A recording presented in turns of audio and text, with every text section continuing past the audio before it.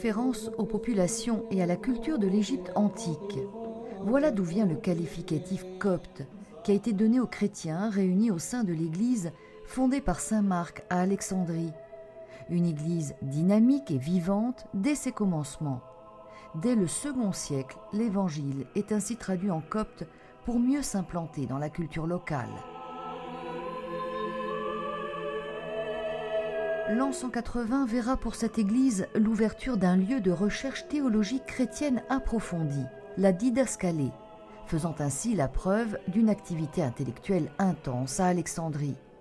De nombreux maîtres issus de cette école, comme Clément d'Alexandrie, Origène et Grégoire de Nazianze, marqueront les premiers siècles de la réflexion sur l'humanité et la divinité de Jésus-Christ.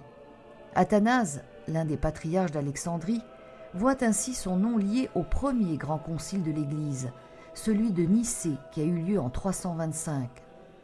Cyril d'Alexandrie sera quant à lui l'artisan du concile d'Éphèse en 431. Le concile de Chalcédoine en 451 scellera cependant la rupture théologique entre quelques églises orientales et les communautés qui se placeront à la suite de l'Église romaine. Avant la paix de Constantin, cette église a connu de nombreuses et fortes persécutions, mais elle s'est toujours relevée de ces épreuves. Son calendrier liturgique reste ainsi attaché de manière très étroite à ces persécutions. Plus tard, à la suite de saint Antoine, c'est encore d'Alexandrie que partira l'aventure du monachisme. Autant d'éléments qui offrent à l'Église copte orthodoxe un patrimoine historique, culturel et spirituel précieux pour l'ensemble du monde chrétien. Aujourd'hui, les chrétiens coptes orthodoxes constituent le groupe chrétien de loin le plus important en Égypte, même si les chrétiens n'y représentent qu'à peine 10% de la population, musulmane à 90%.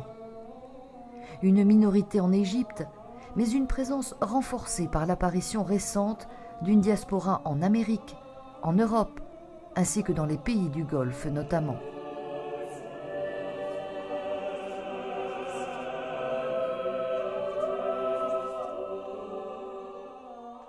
À Jérusalem, la présence des croyants de cette église remonte au début du IVe siècle.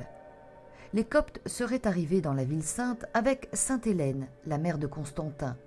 Là encore, c'est dans le développement du monachisme, notamment dans le désert de Judée, que cette communauté s'est distinguée.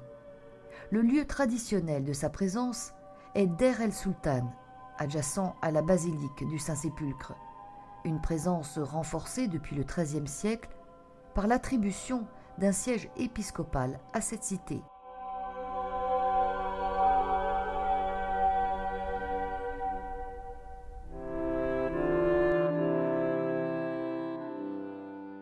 Lors de la longue et délicate mise en place de la garde des lieux saints au cours du second millénaire, les Coptes orthodoxes n'ont pas été associés au processus.